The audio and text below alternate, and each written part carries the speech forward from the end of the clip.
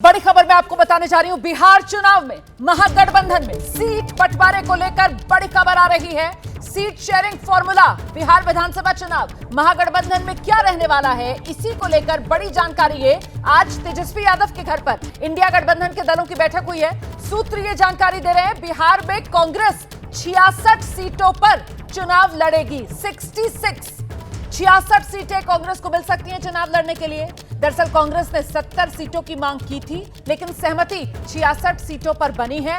आप जानते हैं 2020 बिहार विधानसभा चुनाव कांग्रेस ने 70 सीटों पर चुनाव लड़ा था, लेकिन स्ट्राइक रेट कांग्रेस का बेहद खराब रहा था। 70 में से सिर्फ 19 सीटें ही कांग्रेस जीत पाई थी और ऐसे में इस बार महागठबंधन में कांग्रेस के खाते में 66 सीटें जा सकती हैं चुनाव लड़ने के लिए।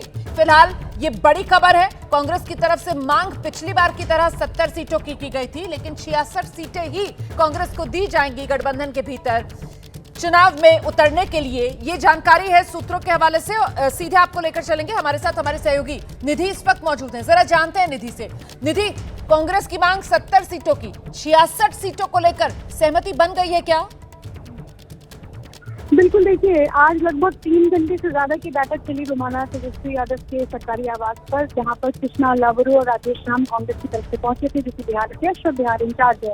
और आपको बता दें कि लगभग ये कयास लगाए जा रहे थे कि क्या 70 सीटों की मांगे जो कांग्रेस ने रखी थी, क्या उस पर अडिग रह पाएगी। लेकिन आज जो मुझे सूत्रों ने खबर दी है, सूत्रों के हवाले से ये बड़ी खबर है, बिहार विधानसभा चुनाव को लेकर के जो सहमति बन गई है और 66 सीटों पर कांग्रेस इस चुनाव में लड़ सकती है। पिछली बार से 4 सीटें कम हुई है। और चूंकि ये कहा भी जाता था, आरजेडी की तरफ से ये बार बार कहा जा रहा था कि हमें नई पार्टी एडजस्ट करना है। इस बार देखेंगे कि पशुपति पारस की पार्टी जो है वो भी महागठबंधन के साथ चुनाव लड़ रही है।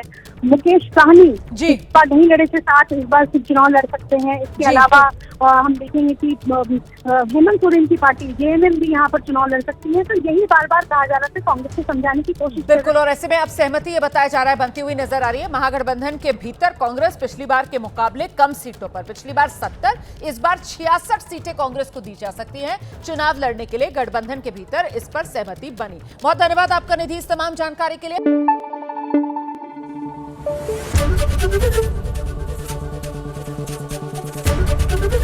एबीपी न्यूज आपको रखे आगे।